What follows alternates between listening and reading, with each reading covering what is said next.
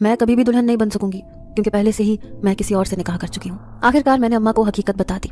अब मैं अपने दिल में ये बात छुपा छुपा कर परेशान हो चुकी थी। अम्मा हैरत से हक्का बक्का रह गई। कहने लगी, ये तू क्या कह रही है? तूने किसी से निकाह कर लिया?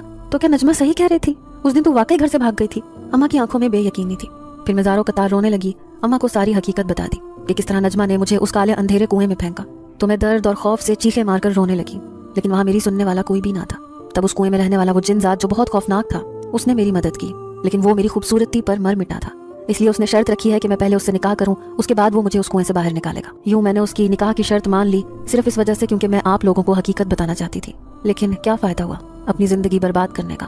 फिर भी सब मुझे गुनहगार समझते हैं। मैं सबकी नजरों में गिरी हुई लड़की हूँ। अभी भी मैं ये शादी नहीं करूंगी, क्योंकि उस जिनजात ने मुझसे कहा है कि जब भी मैं लाल जोड़ा पहनकर किसी दूसरे शख्स से निकाह करूंगी तो ऐन शादी वाले दिन वो मुझे अपने साथ ले जाएगा। इसलिए आप मेरी शादी तोड़ दें। अम्मा का खौफ के मारे बुरा हाल हो गया। कहने लगी, तूने मुझे ये सब कुछ पहले क्यों नहीं बताया? मैं कुछ ना कुछ कर लेती, तुझे दूसरे गांव में मौजूद उस आमिल के पास ही लेकर चली जाती जो उस जिनजात से तेरी जान छुड़वा देता। मैंने बेयकीनी से अम्मा को देखा। कहने लगी, क्या ऐसा मुमकिन है? क्या वो जिनजात मेरा पीछा छोड़ देगा? नहीं, ऐसा नहीं होगा। वो बहुत ताकतवर है और नजमा को गायब करने में भी उसी का हाथ था, क्योंकि नजमा ने मेरे साथ बुरा किया था। उस जिनजात का कहना है कि वो मेरी मोहब्बत में कुछ भी कर सकता है। मैं पागलों की तरह ये सारी बातें अम्मा को बता रही थी। अम्मा कहने लगी कि अब ये बातें अपने तक ही रखना।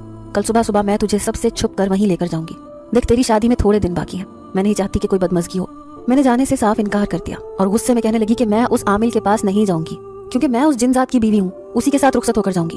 अम्मा गुस्से से कहने लगी कि ये तू नहीं बल्कि तेरे ऊपर वो आसेबी साया बोल रहा है जो तुझ पर हावी है। अब मैं समझ चुकी थी कि मुझसे बहुत बड़ी गलती हो चुकी है। वो जिनजात मुझे छोड़ेगा भी नहीं। अगर मैं आमिल के पास चली गई तो उसने मेरा हाल बुरा कर देना है। लेकिन अम्मा अपनी बात में सच्ची साबित हुई। दूसरे दिन भाई और अब्बा खेतों में चले गए तो अब वो मुझे चादर पहनाकर आमिल के पास ले गई। वो दूसरे गाँव में रहता था, लेकिन हम दोनों माँ बेटी छुप छुप कर गए थे कि कहीं मेरे ससुराल वाले हमें जाता हुआ ना देख लें। जैसे ही आमिल ने हमें आस्ताने में बुलाया तो अम्मा कहने लगी, बाबा जी हमारी मदद करो, मेरी बेटी की शादी होने वाली है, लेकिन इसके ऊपर एक जिनजात आशिक हो गया है। जिनजात ने न जाने कैसा अमल किया है, बस ये कहती है मैं उसकी बीवी हूँ और वो जिनजात मुझसे निकाह कर चुका है।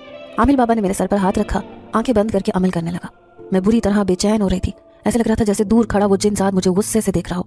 मैं इधर उधर बेचैनी से देखने लगी तो आमिल बाबा ने अपनी आंखें खोली। वो कहने लगा, सच में वो जिन्नात इसे अपनी बीवी समझता है, क्योंकि ये इस बात पर उसके साथ राजी हो गई थी। लेकिन अब इसकी मर्जी बिना जाने मैं कुछ नहीं कर सकता। अगर जबरदस्ती जिनजात का पीछा इससे छुड़वाने की कोशिश की तो वो कहीं इसे कोई नुकसान ना पहुंचा दे।